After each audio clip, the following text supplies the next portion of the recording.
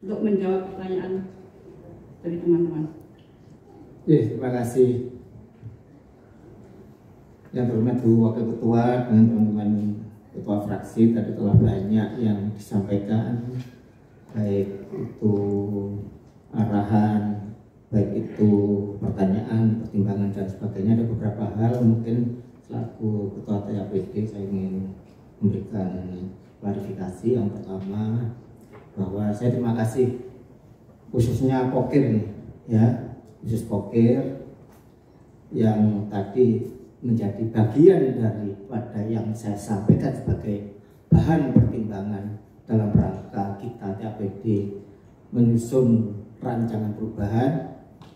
Itu sudah kita masukkan pada poin 13, itu bahan-bahan pertimbangan saja.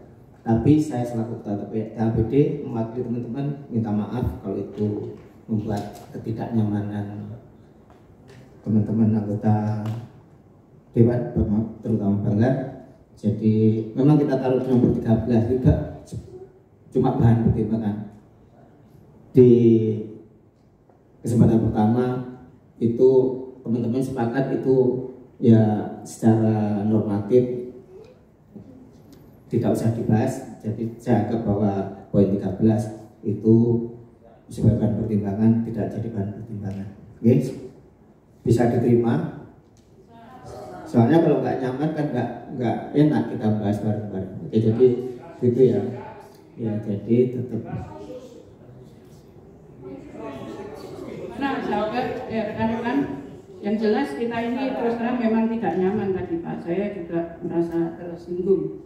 Karena ya, jadi yang penting mungkin tadi kita sepakati PAD dulu saja. Jadi itu aja dulu, nanti kita pembahasan. Terima kasih. Yang penting kan sementara secara normatif apa yang saya sampaikan, anggap aja itu tadi ya apa. Saya minta maaf saja untuk urusan Pokir. Yang kedua, saya kira siap, terima kasih. Terima kasih. Ya. Kita lanjutkan, terima kasih. Pak Sekda, mohon izin Pak Sekda. Kalau itu membuat berat untuk pemerintah Banyuwangi, kalau mau dihapus saja. Gak usah dikasih Pokir anggota DPR. Tapi kami akan kritis. Kami akan berbuat sesuai dengan apa yang kita punya hak. Mengkritisi semua. Tinggal kita siap-siapkan aja. Terima kasih Pak Sekda. Jangan mengatakan Pak Sekda ya. Kalau terima kasih Pak Ketua Fraksi Gerindra. Jadi saya terima apa yang menjadi saran-saran teman-teman sekalian. Itu nanti apa? Saya kira itu bukan bahan dari bahan pertimbangan daripada kita menyusun rancangan perubahan KUPA yang sekarang kita bahas sekarang. Yang kedua, tadi telah banyak disampaikan baik dari fraksi PKB, juga dilanjut dari Demokrat dan Golkar. Tentu yang terpenting adalah penjelasan bagaimana proyeksi daripada baik itu proyeksi belanja modalnya seperti apa, belanja pegawai seperti apa, mungkin secara rinci juga nanti akan dijelaskan, dan juga proyeksi pinjaman itu seperti apa gitu. Kira-kira belanja modal yang bisa dibiayai dari sebesar itu seperti apa gambarannya, sehingga itu nanti teman-teman bisa memahami struktur atau skema pinjaman nanti itu pembiayaannya untuk biaya apa saja, dan juga nanti bagaimana pinjaman itu bisa dalam jangka 5 tahun akan kita lakukan pengembalian seperti apa skemanya. Dan tentu yang ketiga bahwa PAD dari 726 yang yang kita proyeksikan di perubahan masih diminta untuk ditingkatkan, akan kita kaji. Kita ini sedang berupaya secara maksimal, Ibu Wakil Ketua, teman-teman Banggar, untuk bagaimana kita menggenjot PAD langkah-langkah yang banyak nanti disampaikan oleh Dispenda dalam rangka itu. Tentu 726 itu sudah melalui proses angka yang mungkin insya Allah bisa dicapai. Tentu tapi nanti berdasarkan perkembangan dan pertimbangan dan yang lain mungkin nanti masih bisa ditingkatkan.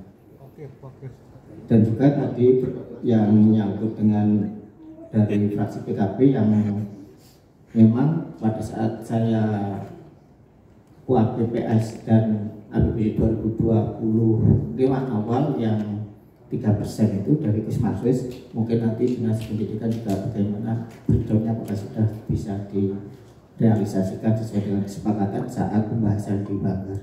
Nanti coba nanti kita lihat. Pertama saya persilakan untuk Kepala Bapeda, Wakil Ketua 4 untuk memberikan penjelasan dan nanti mungkin ditambah dari Sekretaris TAPD terkait dengan skema dan proyeksi daripada belanja modal, belanja pegawai, belanja lainnya termasuk skema daripada pinjaman kita. Terima kasih. Assalamualaikum warahmatullahi wabarakatuh. Izin pimpinan sidang, Ketua TAPD, seluruh anggota Banggar, teman-teman UPD dan anggota TAPD menyampaikan beberapa hal. Pertama-tama terima kasih masukan dari teman-teman Banggar, fraksi-fraksi, insya Allah jadi obat kuat jamu semangat bagi saya, Pak Wito. Terima kasih masukannya, sudah saya catat semuanya, beberapa akan kita diskusikan dengan kita sandingkan dengan beberapa aturan regulasi maupun kelasiman yang terjadi di APBD. Yang pertama, kami menghimbau kita bersepakat apakah kita hendaknya kita tidak terjebak pada formalitas, walaupun formalitas juga penting lah itu substansi lah yang perlu kita lakukan. Hari ini kita berkumpul memang Bapeda ini anggota TAPD-nya 9 orang. Yang hadir hari ini ada 2, yang lainnya itu staf. Kalau saya hadirkan, ya kira-kira penuh lah ya. Maka nanti beberapa mengapa kita hadirkan kalau OPD, agar kalau menjawab itu bisa mantap. Karena stafnya juga ada yang anggota TAPD. Nanti kalau yang ada staf pun tidak nyaman di hadapan Bapak sekalian. Jadi cukup dari Bapeda yang wakil hanya saya dengan 2 orang saja, lainnya di kantor. Itu contoh kenapa komposisi TAPD itu tidak harus hadir semuanya di sini. Itu formalitasnya seperti itu. Tapi kalau kita ingin substansinya, ya kami berdua insya Allah bisa menjelaskan apa yang dari 7 orang di belakang saya itu untuk TAPD. Kemudian yang berikutnya kami jelaskan Pak Haji Marus, memang ada mandatori dari pusat bahwa beberapa sektor itu ada persentasenya, pendidikan 20%, kesehatan 10%, maksimal 20% untuk belanja pegawai. Di total itu jumlahnya lebih dari 100%. Kami akhirnya report. Belum sektor pengawasan itu juga ada sekitar berapa persen saya lupa. Jadi kami report, akhirnya kami mengambil kesimpulan, ya kami dalam tanda petik mencari irisannya. Jadi sangat mungkin supaya memenuhi kuota 20% tadi itu ada di dinas pendidikan, bisa jadi ada di dinas yang lainnya. Kami saling silang begitu. Karena di total semuanya lebih dari 100% ya. Hanya di bawah. Makanya kami juga seperti itu. Jadi sangat mungkin nanti di sektor kita itu kelihatannya 20%, padahal sudah ada dari yang lainnya juga untuk begitu. Misalnya nih, komplain itu di kesehatan sudah sampai 10%, hanya 8%, lainnya itu di OPD lain yang juga support kesehatan tapi beririsan dengan bidang lainnya, misalnya bangun puskesmas, bangun PU, tapi itu urusan kesehatan, jadi double gitulah. Itu cara kita menyiasati agar ketika ditanya masing-masing sektor komando atas itu kita memenuhi. Kesehatan memenuhi kita sorongkan tingkatnya kesehatan, pendidikan memenuhi semuanya. Itu strategi kita memang internal kita supaya kita tidak salah di mata pusat. Karena bagaimanapun juga pusat itu semuanya atasan kita, tidak boleh kita beda-bedakan. Itu yang cara kita lakukan di Kabupaten Banyuwangi. Titik tekannya di belanja modal keseluruhan berapa? Baik itu semua SKPD. Belanja. Nah itu harus dihitung. Karena ada beberapa rekening yang masuk belanja modal. Nanti kita hitung, bisa ketemu kok. Bisa dihitung. Ya, bisa dihitung. Nanti yang tidak kebagian adalah pengawasan tidak kebagian. Kalau dihitung letterlet seperti itu. Makanya kita seperti itu. Nah, mohon dimaklumi untuk yang ini, kita bisa di forum yang lebih sempit untuk menjelaskan pakai papan tulis begitu yang ini. Kemudian yang berikutnya, terkait dengan efisiensi, memang efisiensi ini karena amanat dari pemerintah pusat kita tidak bisa mengelak, kita patuh pada komando atas karena memang dipaksa dalam tanda petik. Pemaksaannya ada dua hal. Yang pertama dengan memotong langsung uang yang seharusnya ditransfer ke rekening kita di tahun 2025. Potong krek, nggak bisa turun. Itu cara yang pertama. Cara yang kedua, mereka menuntut dari anggaran yang sudah dipotong itu pun untuk efisiensi dengan 13 item yang di rame-rame dulu viral itu. Sekian persen itu. Jadi ada dua jalur efisiensi itu. Pertama krek langsung, kedua himbauan efisiensi sektor ini sekian persen itu. Nah ini yang tentu menyulitkan kita untuk mengatur anggaran. Kemudian untuk belanja pegawai memang ada yang naik, ada P3K, gaji dan tunjangan P3K 29 miliar itu harus kita bayarkan yang semula dulu janjinya akan dibayar dari pusat, ternyata juga toh akhirnya dilimpahkan ke daerah. Itu contoh-contoh mengapa ada kenaikan di belanja pegawai. Termasuk izin Pak Marus ada yang dulu BKK-nya untuk Madin, kalau nggak salah sekarang dilimpahkan ke APBD sekarang. Itu dari provinsi. Juga dianggarkan di APBD sekarang. Oke. Nah, kemudian untuk proyek pemerintah, saya mohon maaf, bukan tidak digunakan tapi belum digunakan. Kami masih berproses untuk mencari yang maksimal. Kami sesungguhnya bisa langsung kita sewakan tapi tidak maksimal, harganya tidak maksimal dan kita memang sedang masih menahan itu dan memilih. Nah repotnya pemilihan ini kan tarik ulur, ada yang maunya cepat tapi harganya rendah, ada yang agak lambat. Kita belajar kemana-mana termasuk ke M-Block yang mengelola gedung tua jadi berkualitas untuk usaha macam-macam. Kita sedang proses mohon waktu untuk yang itu. Sedang untuk pasar Rogo Jampi, Pak Dimurus memang kita masih mencicil. Mohon maaf berulang kali itu masih mencicil dan kita tidak bisa sekaligus menuntaskan untuk RTH di Rogo Jampi yang rencananya juga sudah ada. Kita mampunya hanya mencicil karena mencicilnya belum tuntas, maka akhirnya belum berfungsi maksimal untuk bangunan yang ada di sana. Masih ada juga Pak, seperti kasusnya Wisma Atlet, ya kita pelan-pelan nanti ada menjadi maksimal. Sekarang Wisma Atlet yang dulu mangkrak sekarang maksimal, jadi PIGG, pusat informasi Geopark yang orang datang ke sana sekarang belajar. Ini contoh. Iya itu belasan tiket itu maksud itu.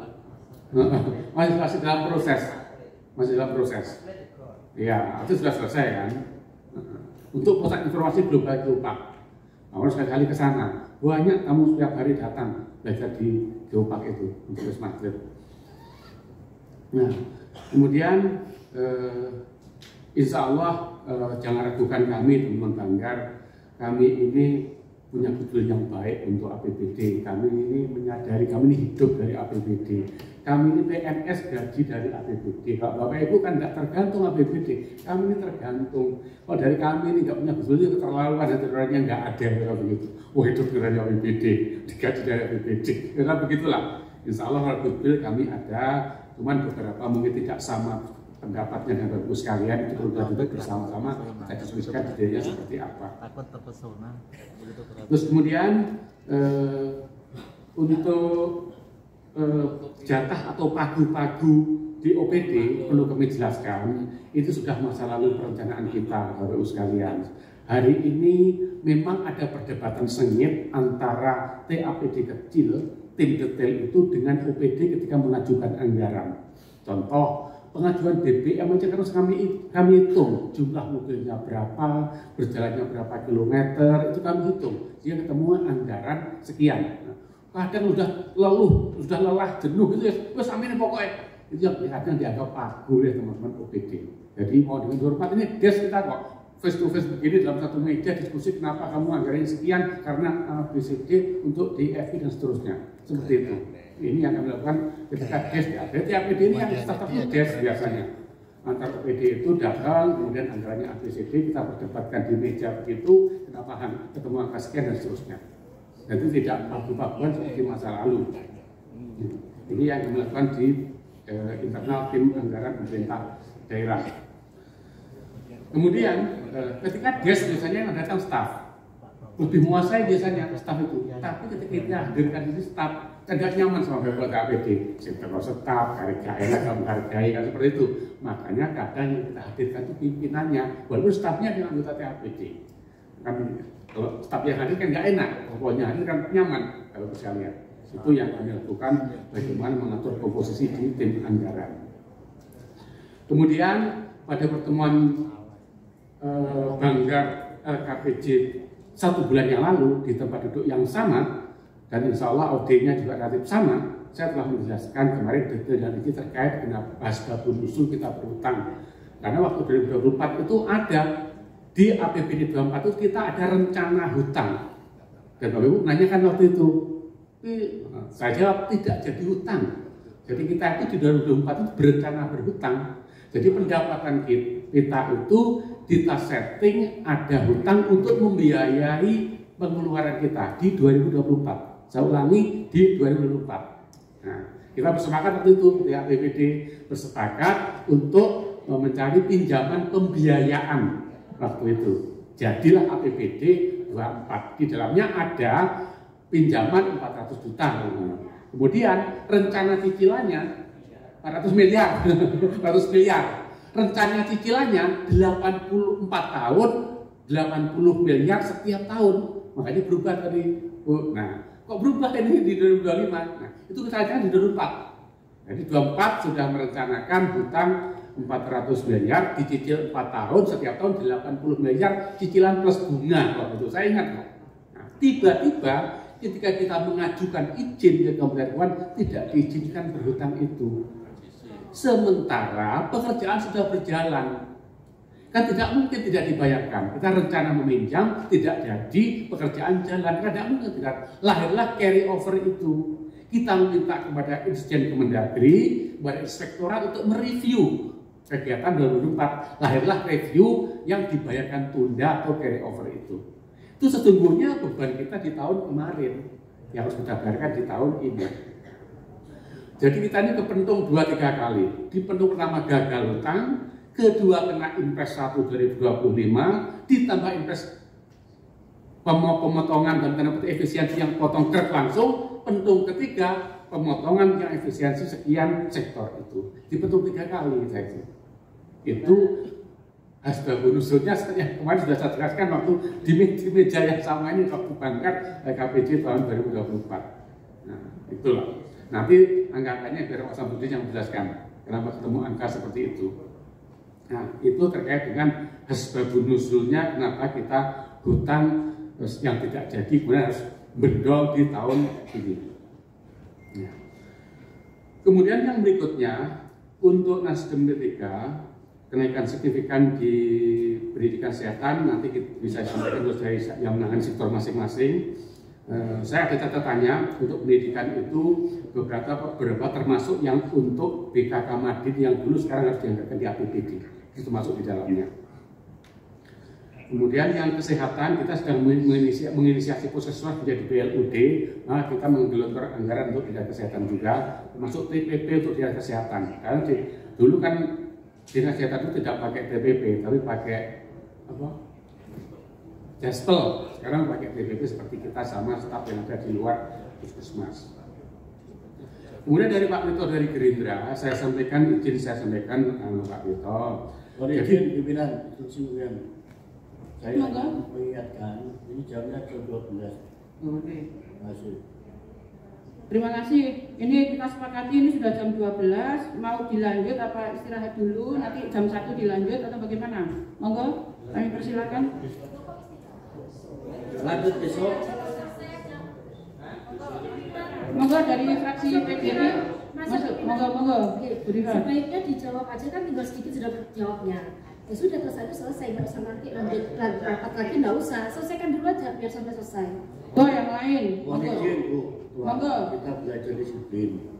Kita sudah sepakati jam 12 selesai. Tinggal kita lanjutkan besok atau besoknya lagi. Karena hari ini jam 12 selesai tadi kesepakatannya. Terima kasih Bu Pimpinan.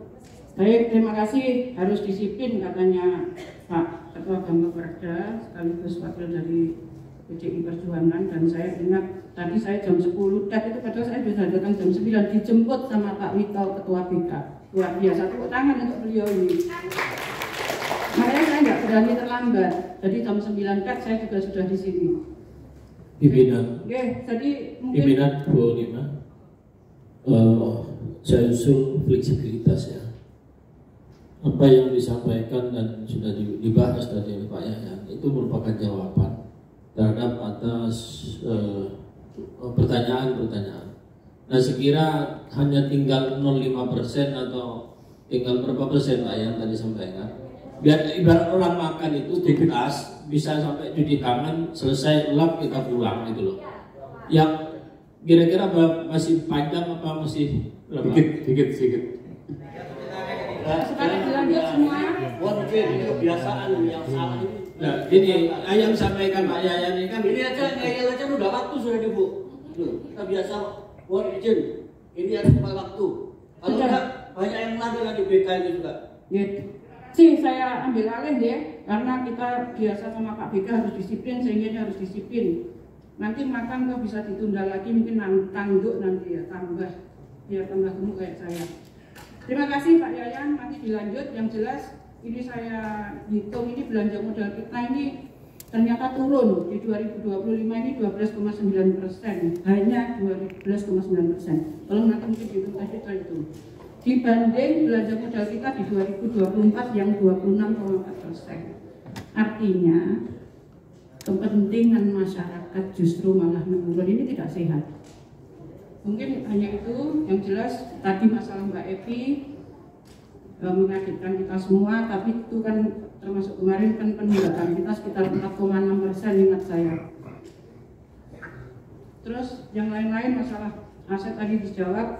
Yang jelas kita minta Pak, kapan dari beberapa kali daripada mangkrak Terminal Wiroguna di Genteng itu bisa dibuat pasar terpadu sehingga tidak macet lalu lintas. Itu saya itu macet selalu dari Jember lewat Genteng itu mesti macet itu, sehingga mungkin bisa lebih dilancarkan dengan dimaksimalkan aset yang ada, yaitu Terminal Wiroguna daripada buat balapan liar itu bisa digunakan untuk pasar terpadu buah dan sayuran.